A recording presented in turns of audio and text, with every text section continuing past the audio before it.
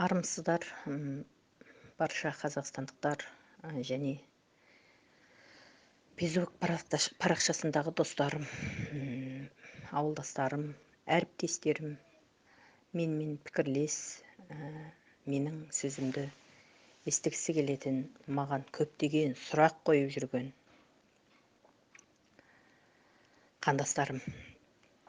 Мен Гүлісқан Домалайқызы сіздерге өткен аптадағы жаңағы бойкот жариялау жайлы көзқарасыма байланысты және басқа саяси ұстанымыма байланысты жекеме келіп түскен өте көп сұрақтар көп екен.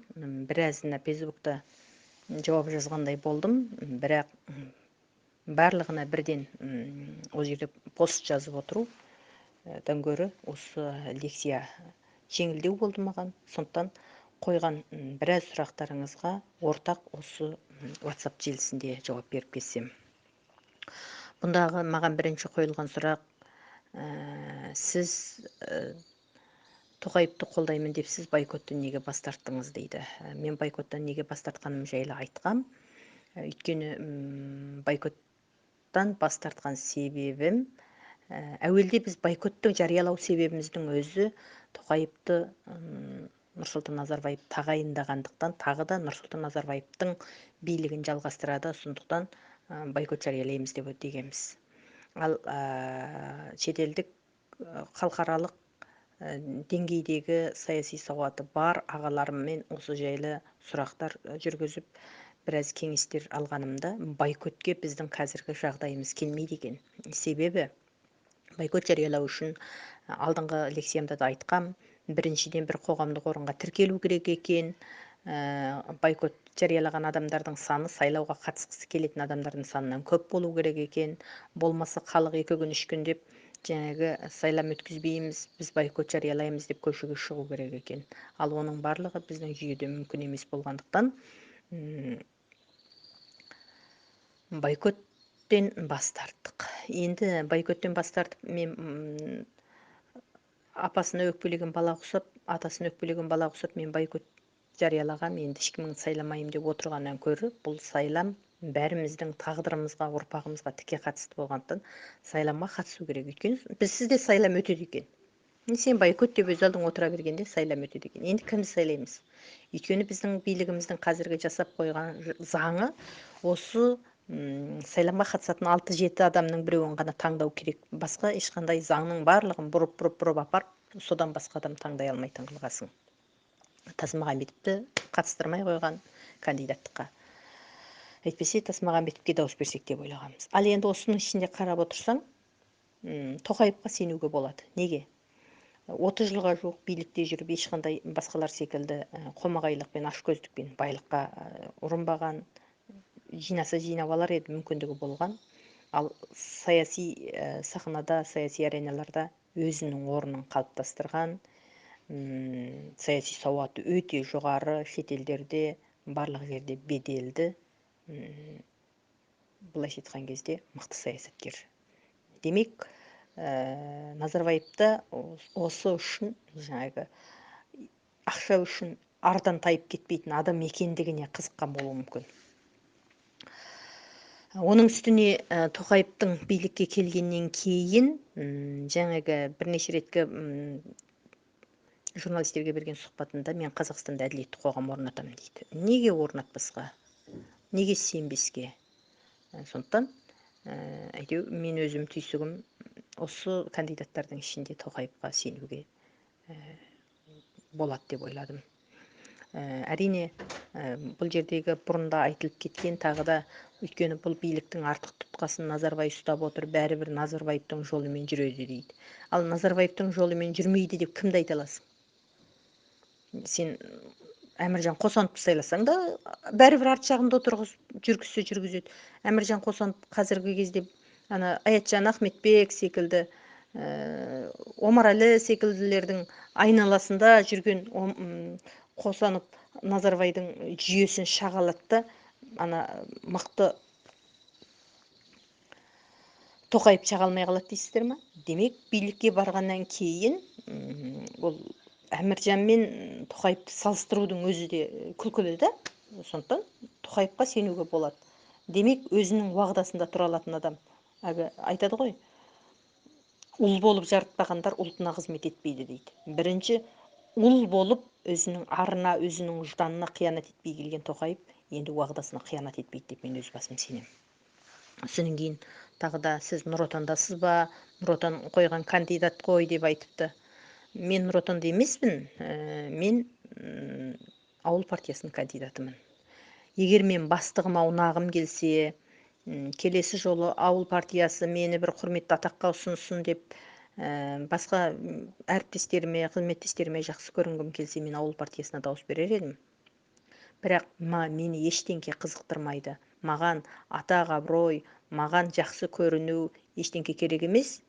Маған Қытайдағы 3 миллион халқымның мәселесін бір жайлететін, Қазақстанда ұл қызымның тағдырын басқаратын болашақ президент, Қазақстанның басқаратын болашақ президенті жақсынан сайлап алсақ, қазақ үкіметінің тағдыры жақсарса, менің ең үлкен бақытым сол.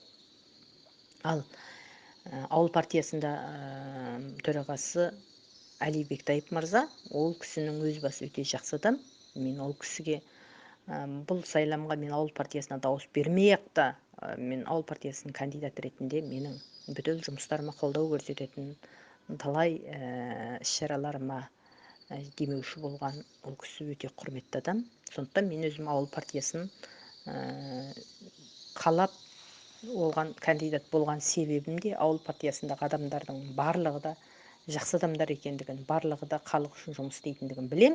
Біле тұрсам да, ал Тоқаевтың өресін бәрінен биік көремін. Ұлттың, қазақтың, халықтың тағдырын сенуге болады деп ойлап, сондықтан Тоқаевқа дауыс бердім. Ал Нұр Отан партиясына келсек, Нұр Отан партиясындағылардың барлығын жаман адам деп кім айтты сіздерге? Нұр Отан партиясында да не мықты адамдар бар. Ұлтшылдың барлығы сіз бен біз екен деп ойлап отырсыз ба? Ұлтшыл адамдардың барлығы билікте де, әр жерде де бар. Мәселен, осы күнге дейін Қазақстанға біз көшіп келген міне 13 жылдың ішінде үлкенді кішілі қаншама басымыздан ауыр уақиғалар өткен кезде, қаншама халықтық проблемалар, қоғамдық проблемалар болған кездердің барлығында біздің баратын жалғыз жеріміз Нұр Отан болды. Әрине, Нұр Отанның төменгі мына қазіргі жаңағы кейбір жоғарыдан түскен тапсырыстарға байланысты кейбір дүниелерді атқара алмай жатса, ол Нұр Отанның былайша айтқан кезде әдейі істеген емес. Нұр Отан бір қоғамдық партия ғана ғой, ол сот емес, ол немене емес, прокуратура емес, ұсыныс етеді, айтады, оны тыңдаған орын тыңдайды, тыңдамаған орын тыңдамайды. Ал Нұр Отанмен біз өз басымыз талай проблемаларды, үлкен проблемаларды шештік. Ол жерде небір жақсы адамдар бар. Мәселен, Жұмекен ағалар Астанадағы орталық кеңес беру аппаратында. Бауыржан деген бауырларымыз бар, ана бір заңгер. Өзі орыс тілді болса да, жанын қалмай қаншама жағдайларды шешіп береді. Асқар деген ағаларымыз бар. Мәселен, мен өзім білетіндерімді айтып жатырмын да. Мен білмейтін қаншама жақсы адам бар ол жерде. Сондықтан сіздер Нұр Отанның кандидатына неге дауыс бересің деп айтқан, Нұр Отанның барлығын қаралаудың өзі артық шығар.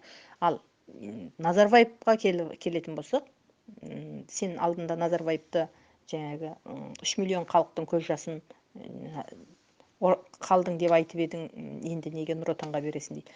Назарбаевқа қарсы менің өкпем қара қазандай. Неге? 2017 жылы барды, халық қырғын көріп жатқан кезде барып, ақшасын алып, ештеңке болмағандай қайтып келді. 2019 барды, 2019 барып, достық орденін тағып, Қытаймен ортамызда шешілмеген мәселе жоқ деп қайтып келді. А мен қалай өкпем қара қазандай болмайды? Әрине, мен былайша айтқанда Қытайдың қазақтардың генін сатып, жаңағы органын сатып жатқан ақшадан түскен ақшамен мойнына соншама үлкен алтын алған тақты, соны ұялмай тағып келді деп мен күні бүгінге дейін айта аламын. Мен қорқып тұрғаным жоқ, мен шынымен айтам. Мен егер елбасы Нұрсұлтан Әбішұлы Назарбаев Қытайдың осы геноцидтік саясатын қолдамайтын болса, сол жерде мен осы достық орденін маған таққаныңа рахмет, достығымыздың символы ретінде қазағымдықты маған қайтарып бер деп бір ауыз айтуына шамасы да келетін еді, ақылы да келетін еді. Осы Орта Азиядағы ең мықты саясаткер соны қалай сұрап алуға бір жөнін таппай дегенге мен сенбеймін. Оған қабілеті де келетін еді. Демек, бұл жерде орталарында не сауда бар екенін білмеймін мен. Сондықтан өз басым Назарбаевтың жеке басына деген әсіресе Қытайдағы геноцидтік саясатқа қарсы көзқарасына мен қатты наразымын. Ал Нұр Отанға қарсы, басқа жаңағы азаматтарға қарсы ойламаңыз, олардың барлығы ұлтын сүйеді. Оларда небір ұлтжанды адамдар билікте де отыр. Қазақ қоғамын осы бет осылай кетпейді. Содан кейін тағы да бір сұрақ келіпті. Немене деп айтты дейді. Кімді? Дүкен Мәсімханұлын Гүлсхан сотқа берген, сот Дүкен Мәсімханұлын кінәсіз деп, сіз негізсіз деп қайтарған деп Омарәлінің лекциясын жіберіпті. Не дейсіз деп. Мен енді Омарәлі жайлы айтып шаршадым. Ол кісіні ер азамат деп айтқым да келмейді, шынын айтайын. Неге дейсіз ғой? Өзінің ұлтын, өзінің ұрпағының тағдырын ойламай, өзінің халқының алдындағы қадір қасиетін ойламай, Қытайдың табанын жалап жүрген әрбір адамды мен тіпті адам екен демеймін. Ал бүгінгі кезде ұялмай айтып тұрған өтірігін Дүкен Мәсімханды Гүлсхан сотқа берген деп мен берген жоқпын. Мен ешкімді әлі сотқа беріп үлгерген жоқпын. Бірақ Дүкен Мәсімхан Қытай қазағының бәрі террорист деген кезде мен тек Нұр Отан арқылы сыртқы істерге беріп, ешқандай Қытай қазағының террорист емес екендігін, Сирияға кетпеген жайлы анықтама алдым. Сотқа берем дедім, бермедім. Бермеген себебім ол кезде бізден өтірік білгіш, шын білгіштер жазып кетті. Осы Қытай қазақтары неғып біріңді бірің сотқа сүйреп сөйтесіңдер, бүйтесіңдер деді. Содан кейін тағы да қойшы дедім. Мен қазақилық жасадым. Одан кейін қайта Түркияға сапарларым болды. Сол бетінше осында жүрдім де, жаңағы бір қоғамдық қорлардың жұмысын ұйымдастырам деп келдім. Кейін қарап көрсем, балаларым Еуразия университетінде өзіміз ақылы оқитынбыз. 860 мыңға көтергеннен кейін екінші жылдығы болатын. Жылына 1 миллион Қазақстанда төлеп оқып жатқан жайын балаларым онсыз да мықты ғой қазақ тіліне негізі. Оданша шетелде оқысын, 1 миллионмен шетелден оқуға болады екен дедім де, балаларымды алып келіп одан кейін оқуға түсірдім. Сол күйінде бір Түркияда бір өзімнің жеке тірліктерім басталып кетті да, жұмыс басты болып кеттім. Енді сол үшін мен Дүкен Мәсімханды әлі сотқа берген жоқпын. Омарәліге айтар сәлемім, өтірікті қалай айтады сол кісілер, мен соған түсінбеймін. Мен ешқандай жерде сотқа берген жоқпын. Оның үстіне айтыпты, Дүкен шын айтқан болатын, біраз қазақтар Қытайдан асып Сирияға жихадқа барып, қазір Түркияда қайда баратын білмей жүр, Қазақстан алмады деп айтыпты. Омарәліге мен 5 қайтара сәлем айтам. Айналайын, Қытайдың табанын қалай жаласаң, олай жала. Қалай ақшасын алсаң, олай ал. Бірақ жалғыз өтініш, бойыңда әкең шынымен қазақ болса, бойыңда бір тамшы қазақтың қаны бар болса, сен қазаққа террорист деп жала жауып қиянат жасамаңдаршы, сендерден өтінерім сол. Ешқандай қазақ Сирияға барған жоқ, ол Қазақстанның сыртқы істері анықтаған. Екінші, міне Түркияда тұрып жатқан 3 айдан бері бірде-бір Сирияға барып келген қазақ жоқ бұл жерде. Бұл жерде Сириядан келіп, мұнда босқын болып жүрген ешқандай қазақ жоқ. Ауған ұлты бар. Қазақ емес, ол Қытайдың қазағы емес, Қытайдың дым қатысы жоқ бұл жерде, мен сізге айтайын. Неге қазаққа бір террорист деген қалпақты біресе Дүкеннің қолымен, біресе Омарәлінің қолымен, біресе біреу кімдердің қолымен, кім еді, Нұрсила ма, Ахметбек Нұрсила деп бір өтірікші шал бар ғой. Кілең халықты өтірікке тәрбиелейтін. Солардың қолымен арымилықты атасыңдар, беремейлік. Қалай сендердің аналарың тапқанда бір ауыз сендердің шын сөйлеу жайлы айтқан жоқ па? Мүмкін менің әкем қате тәрбиеледі ма? Әкем айтатын, өміріңде өтірік айтқан адам мен ұрлық істеген адамды адам екен демей ақ қой дейді. Өйткені онда ұят та, ар да болмайды дейді. Енді мен ұрлығыңды көрмегенмен өтірігіңді көріп отырмын да, сенде ұят та, ар да жоқ екен. Омарәлі, таңғаламын мен саған.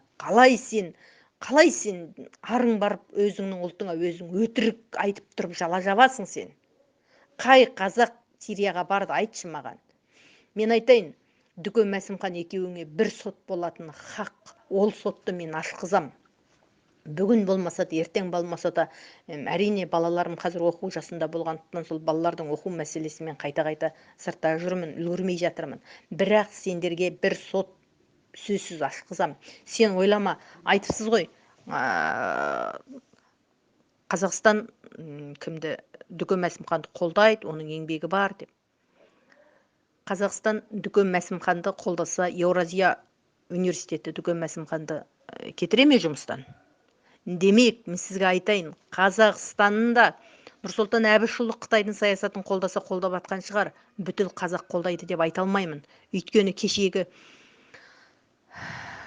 Қытайға жаңағы көшеге шыққан халықтың Қытаймен ортадағы көптеген мәселемізді жаңағы өзіміздің мүддемізге сай қояйық деп айтып жатқанның өзі.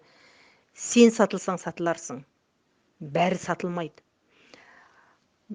Өзінің ұрпағынан, өзінің болашағынан, тағдырынан үміт күтетін кез келген қазақ Қытайдың табанын сен құсап жаламайды.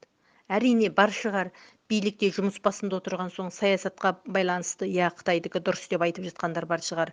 Қытайдың жаңағы 10 жылдық, 20 жылдық жобасымен алдын ала аузына кісі қарайтын біреулердің жаңағы сатып алған шығар.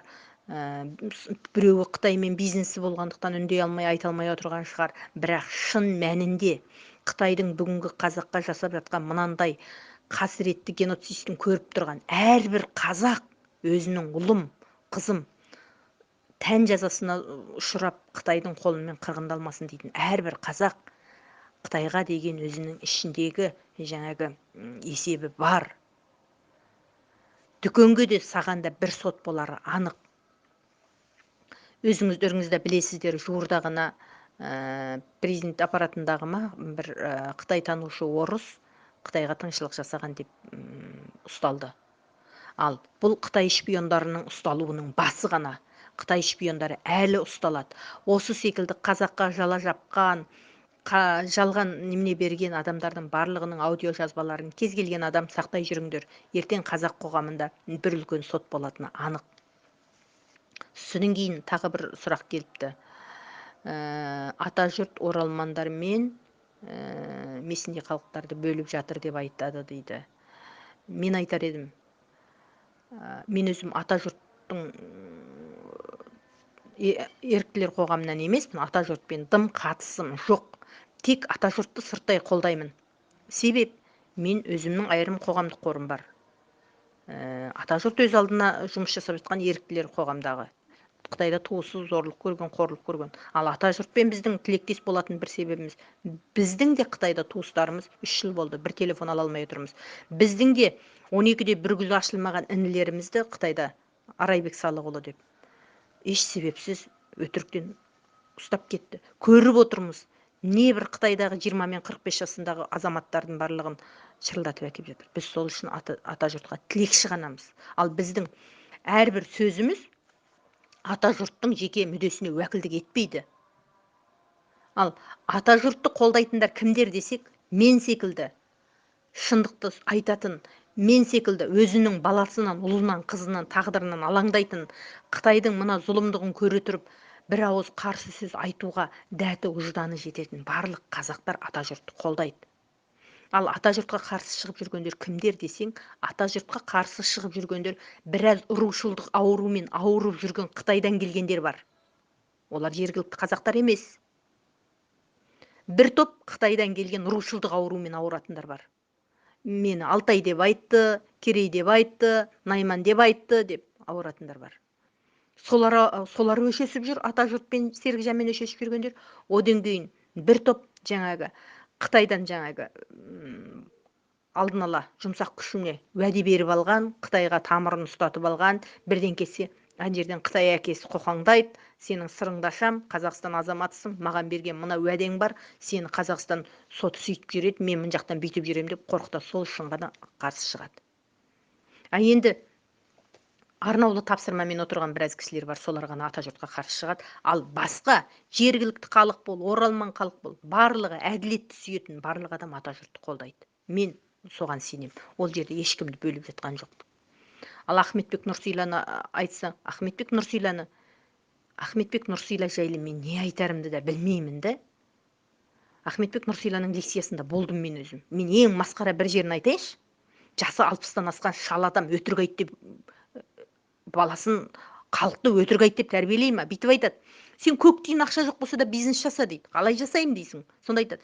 Сен ана жерден бар да бір дүниені өзің талда да дейді. Сен соны интернетке әлі сатылмаған дүние қатты рекламасын өлтіріп жасап, мынау деген осылай қылады, бұрын сатылған жоқ. Жоқ, мынау карамат менде складта бәленбай дана тұр. Мынаны саған жеткізіп беремін, ақшаңды сал деп ананы реклама жаса дейді. Содан рекламаға қызық кеткен адам саған ақшасын салғаннан кейін дейді.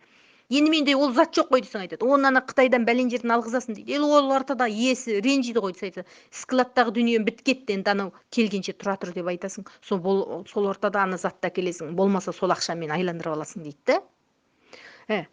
Жасы 60-қа келіп ата сақал аузына шыққан адамның өзі адамдарды алаяқтыққа, өтірік айтуға үйретіп жатқан адам мен не деп айтамын? Мен ештеңе айта алмаймын мен Ахметбек Нұрсила жайлы. Ахметбек Нұрсиланы жамандау, ол жергілікті халықты жамандау деп кім айтты? Ахметбек Нұрсиланың өзі оралман әрбірден кейін. Бір оңғанда оралман емес, оралман болғанда. Қазақстан қысса Қытайға қашып кет, Қытайдан немесе бері қашып кет. Бұл жақта кішкене былайша айтқан кезде кімнің қабағы түйілсе солай қашып жүрген бір адам. Сондықтан Ахметбек Нұрсилаға жайлы айтылған әрбір сөзге бола өтіріктен.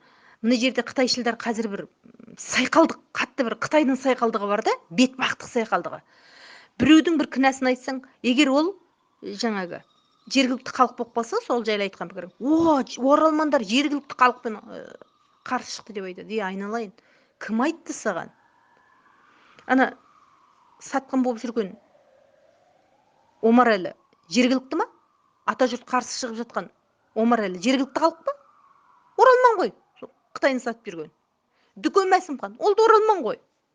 Қарсы шығып жатыр. Ана Рахым Айыбың да оралман.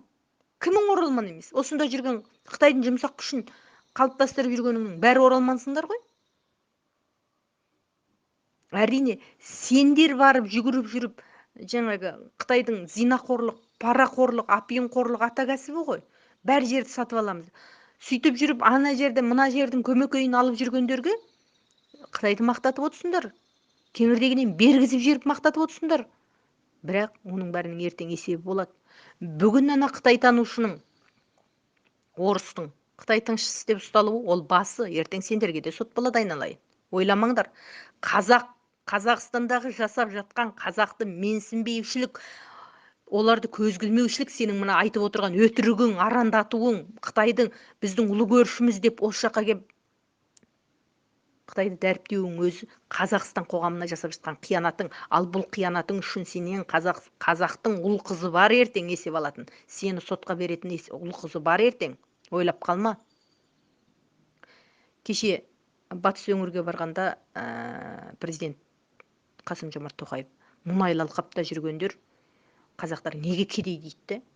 Демек, қазақ үшін жұмыс жасай ма? Жасайды.